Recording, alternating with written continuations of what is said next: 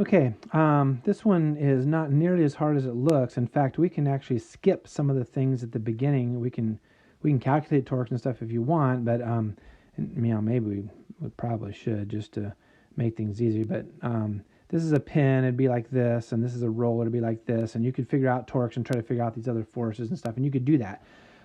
We don't actually need to do that. There's only three of the members that I'm asking for, I believe. Let's see, this one and this one, and I think this one. Those are the three that we need. So you can actually do that without figuring out any of the other forces over here, because right here at point D, you have pretty much everything you need. You have all the forces given there. And I have a 1200 going the right, and I have a 500 going down.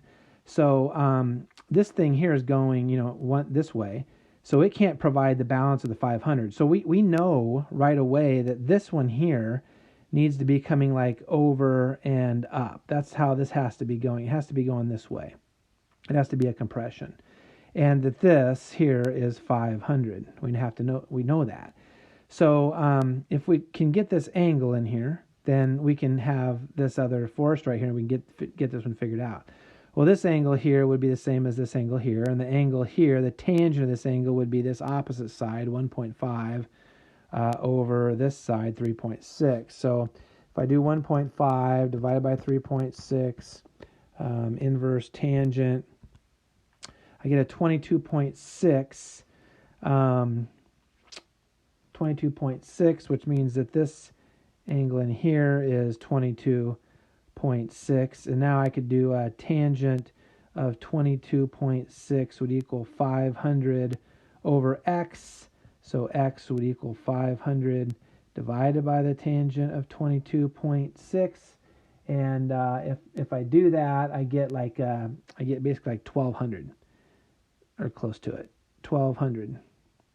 Okay, so I could do Pythagorean's theorem on those two. 1200 squared plus 500 squared equals square root, and I get like 1300. This is a compression, so you'll notice this isn't attached here in the middle. So all the way down here into here would be a negative 1300. That should be one of your answers. By the way, I can come down here real quick, and I can kind of do the reverse of this. So this would be like going over 1200 and down 500. So that'll be kind of important here for us in a second for us. 500.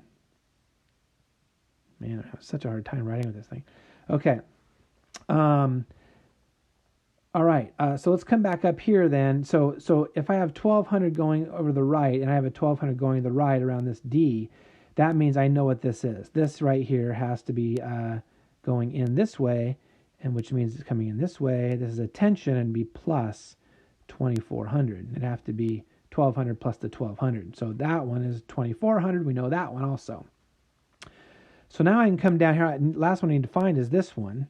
See, I didn't need to find any of these forces over here, by the way. So, you might have already done that, but you'll find out that you didn't actually need them.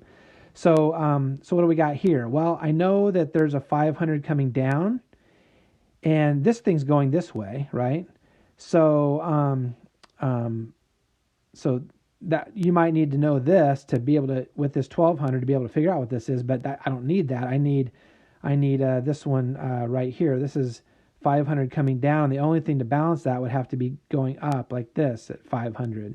So this right here is a tension. It's a plus 500, and that would be it. That's how you do that problem. We didn't actually need to do the torques and the ups, downs, and things for that problem to figure it out at all.